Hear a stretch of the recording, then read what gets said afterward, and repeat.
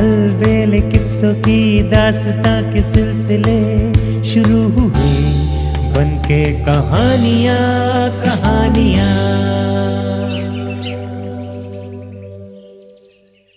आइए सुनते हैं आज की कहानी बूढ़ा किसान और उसके 5 बेटे। किसी समय में एक बूढ़ा किसान अपने 5 बेटों के साथ रहता था।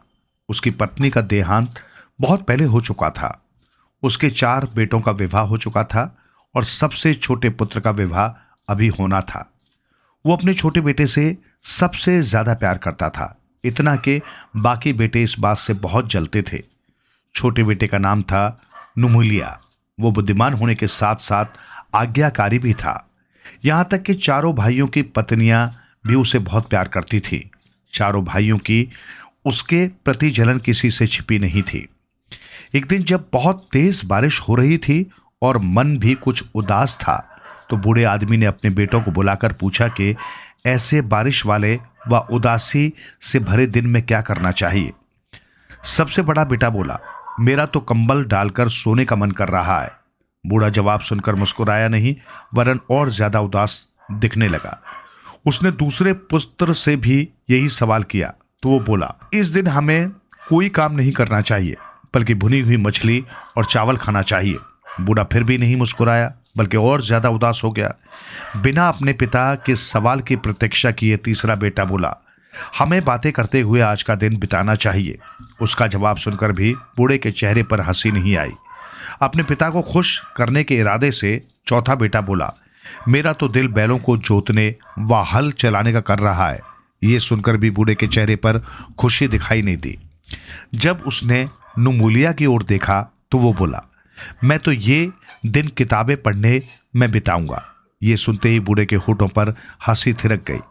पिता को छोटे भाई के जवाब पर मुस्कुराते देख चारों भाइयों ने बहुत अपमानित महसूस किया।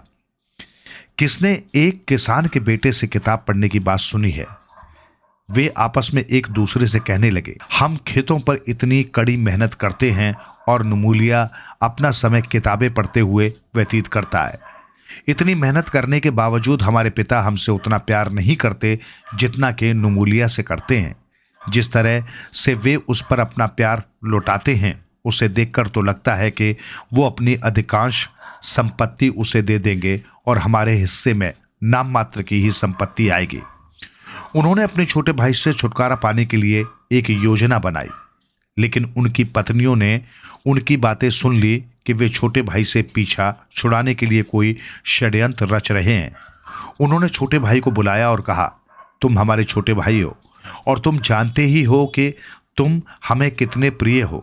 तुम्हारे बड़े भाई तुम्हें मारने की योजना बना रहे हैं। यहां से कहीं दूर चले जाओ। नुमुलिया उनके प्रति कृतज्ञता प्रकट करते हुए बोला, भाभी, आप चारों ने मेरी जान बचाई, इस बात को मैं कभी नहीं भूलूंगा। उसके बाद वो घर से चला गया। पर एक भाई ने नुमुलिया और चारों भाइयों की पत्नियों के बीच हुई बातचीत सुन ली और बाकी तीनों भाइयों को इसकी सूचना दे दी। गुस्से से पागल हुए भाइयों ने अपनी पत्नियों को सबक सिखाने की ठानी, जिन्होंने उन्हें धोखा दिया था। लेकिन उससे पहले नुमुलिया को अपने रास्ते से हटाना जरूरी था, इसलिए वे कुल्हाड़ी लेकर उसके पीछे पीछे चल दिए। कुछ दूर ही गए होंगे कि उन्होंने देखा वो सुपारी के एक पेड़ पर चढ़ रहा है। अपने भाइयों को अपने पीछे आता देख व एक भाई के हाथ में कुल्हाड़ी देखकर वो समझ गया कि वे उसे मारने आए हैं। वे सभी पेड़ पर चढ़ना जानते हैं और वे अब उसे अवश्य ही मार डालेंगे। उसने ऊपर देखा तो उसे चिड़िया का एक घोंसला दिखाई दिया। उसे देख उसके मन में एक विचार आया। वो पेड़ से थोड़ा नीचे उतरा और बोला, अच्छा हुआ आप लोग समय पर आ गए, और वो भी कुल्हाड़ी लेकर। मैं अभी कुल्हाड़ी लेने घर ही जाने वाला था। पेड़ पर ऊपर देखो, एक घोंसला दिखाई देगा। घोंसले में पक्षियों के बहुत सारे बच्चे व अंडे हैं। मुझे एक कुल्हाड़ी दे दो तो मैं घोंसले के साथ टहनी को काट देता हूँ। बच्चों का मांस बहुत ही स्वादिष्ट बनता है। घर जाकर इसे हम पकाएंगे। चारों भाइयों ने सलाह मशवरा कर तय किया कि उसे टहनी काटने के लिए कुल्हाड़ी दे देते हैं, उसके बाद इसे मार देंगे। उन्होंने उसे कुल्हाड़ी पकड़ाई तो नुमुलिया ने उनसे थोड़ी दूरी बनाते हुए उसे ले लिया। कुल्हाड़ी मिलते ही पलक झपकते ही वो पेड़ से नीचे उतर गया। भाई सोचते ही रह गए कि वो आखिर नीचे क्यों उतरा है। उसने एक एक करके अपने भाइयों का सिर कुल्हाड़ी से काट डाला। फिर उसने उनके बिना सिर वाले शवों से कपड़े उतारे और उससे उनके सिर बांध दिए। उसने वे चारों गट्ठर अपने साथ लिए ताकि लोग कहीं पहचान करें कि वे उसके भाइयों के सिर हैं और उसे उनकी हत्या ताकि लोग कहीं पहचान करके कि वे उसके भाइयों के सिर हैं और उसने उनकी हत्या कर दी है, उसे पकड़ न ले। वो उन्हें दूर जंगल में फेंकने के लिए चल दिया, पर उन्हें फेंकने के लिए उसे कोई उपयुक्त स्थान नहीं मिला। उपयुक्त स्थान की तलाश में घूमते घूमते शाम हो गई। ये सोचकर कि अगले दिन वो इन सिरों को ठिकाने लगा देगा, वो एक लंबे पेड़ पर चढ़ गया और उसने उन गट्ठरों को कसकर एक शाखा से बांध दिया। उसे बहुत तेज नींद आ रही थी, इसलिए वो गहरी नींद सो गया। किसी के चिल्लाने से उसकी नींद टूटी। उसने नीचे झांक कर देखा तो वहां एक राक्षस खड़ा था। राक्षस को देखकर वो डर गया, पर किसी तरह से उसने हिम्मत जुटाई और जोर से चिल्लाया, मेरी नींद खराब करने की तुम्हारी हिम्मत कैसे हुई? ये सुनकर राक्षस हैरान रह गया। लोग हमेशा उसके सामने डर से कांपते थे और इस तरह बोलने की तो किसी की हिम्मत ही नहीं होती थी। उसे लगा कि यह आदमी अवश्य ही कोई महान शक्ति है। कोई भी आदमी अपने साथ मृत शरीर के सिर लटकाकर सो नहीं सकता।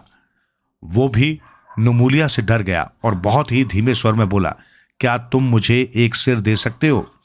राक्षस को यूं घबराते हुए देख नुमुलिया और कड़क कर बोला, इसके बदले में तुम मुझे क्या दोगे? मैं तुम्हें लटकने वाला एक थैला दूंगा।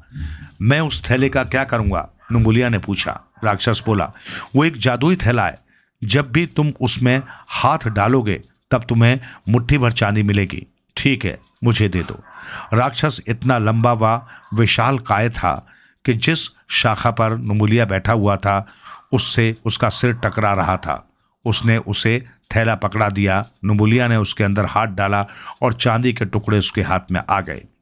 उसने राक्षस को एक सिर दे दिया। राक्षस उसे लेकर चला गया और नुमुलिया अपनी कमर पर उस थैले को बांधकर सो गया। अभी वो ठीक से सो भी नहीं पाया था कि एक और चिल्लाहट ने उसे उठा दिया।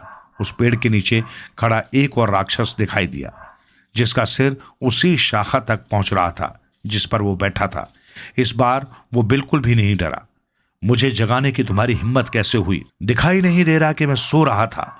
राक्षस को ऐसी कड़कदार आवाज सुनने की आदत नहीं थी, इसलिए धीमे स्वर में बोला, मुझे खाने को एक सिर दे दो। मैंने न जाने कब से मनुष्य को नहीं खाया है। इसके बदले में तुम मुझे क्या दोगे? मैं तुम्हें एक चमत्कारी छड़ी दूंगा। अगर तुम किसी को मारना चाहते हो तो इस छड़ी को आदेश देना। वो तब तक उस आदमी को मारती जाएगी जब तक कि तुम उसे रोकने के लिए नहीं कहोगे। उसने राक्षस से वो छड़ी लेकर उसे एक सिर दे दिया। राक्षस के जाने के बाद नुमुलिया ने छड़ी को शाखा से बांध दिया ताकि वो गिरे नहीं और सोने लगा। सुबह होने में ज्यादा देर नहीं थी, पर तभी एक और तीखी व कर्कश आवाज ने उसे जगा दिया। नीचे पहले जैसे ही दो राक्षसों जैसा एक विशाल काय राक्षस खड़ा था और वो भी उससे सिर मांग रहा था। जब उसने पूछा कि इसके बदले में वो क्या देगा तो वो बोला, मैं तुम्हें बांधने वाली एक रस्सी दूंगा। जैसे ही तुम उसे किसी को बांधने का आदेश दोगे वो उसे बांधने लगेगी। नुमुलिया ने उसे एक सिर दे दिया और वो रस्सी ले ली। राक्षस खुशी खुशी सिर लेकर चला गया। अभी 1 मिनट भी नहीं बीता था कि नुमुलिया ने किसी के कूदने की आवाज सुनी। उसने चारों ओर देखा तो एक अत्यंत विशाल काय भारी भरकम राक्षस को देखकर उसके रोंगटे खड़े हो गए। वो पहले 3 राक्षसों में सबसे ज्यादा कुरूप और बड़ा था।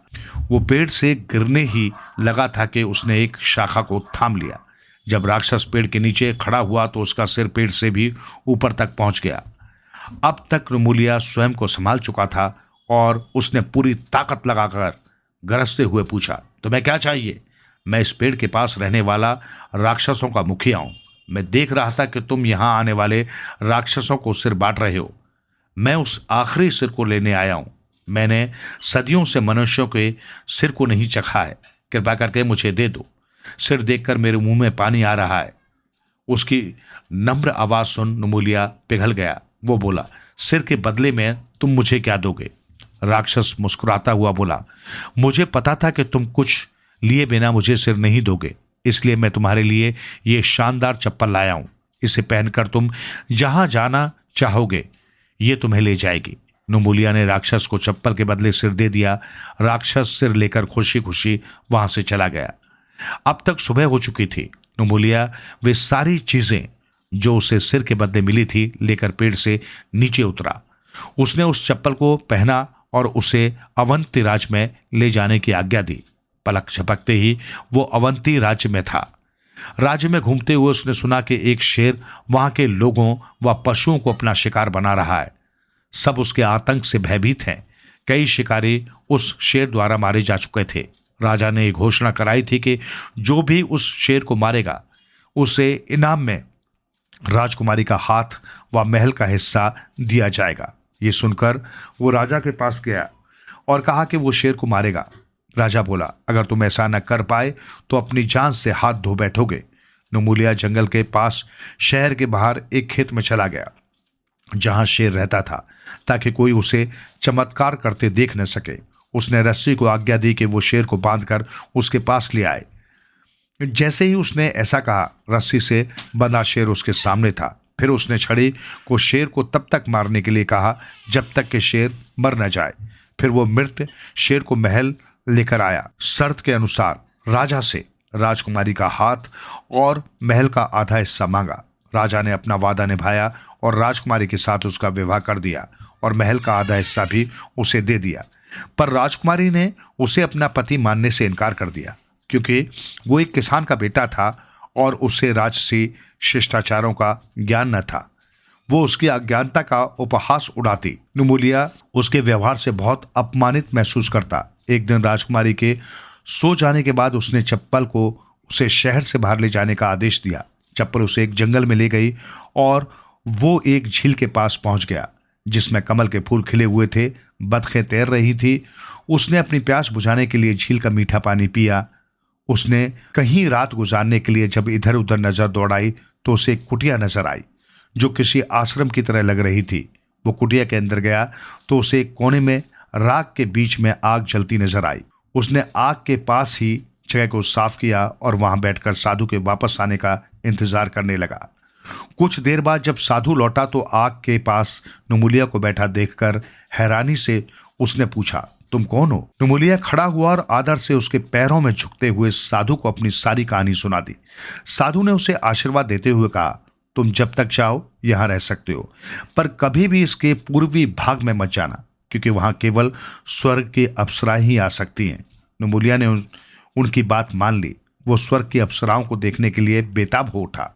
अगले दिन जब साधु उसे कुटिया में छोड़कर गया तो नुमुलिया अप्सराओं को देखने के अपने कौतूहल को दबा न पाया और झील के पूर्वी हिस्से की ओर चला गया। वह एक पेड़ के पीछे छिप गया। कुछ समय बाद वहां झील में 7 अप्सराएं स्नान करने आई, जिनकी खूबसूरती को शब्दों में बयान करना मुश्किल था।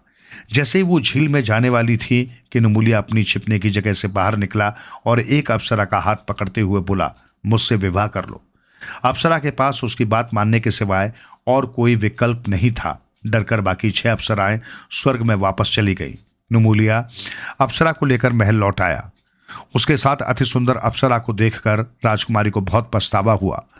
उसने उससे माफी मांगी। कुछ दिनों बाद राजा की मौत हो गई और नुमुलिया सिंहासन पर बैठा। सिंहासन पर बैठते ही उसने जिस राज्य में वो रहा करता था उसके राजा के पास एक चेतावनी भरा पत्र भेजा कि या तो वो उसकी दास्ता स्वीकार कर ले या युद्ध के लिए तैयार हो जाए।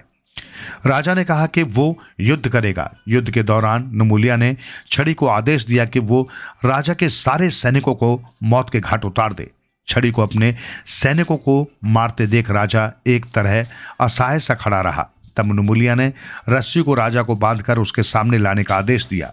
जब राजा बंधा हुआ उसके सामने खड़ा था तो नुमुलिया ने छड़ी को राजा को पीटने के लिए कहा।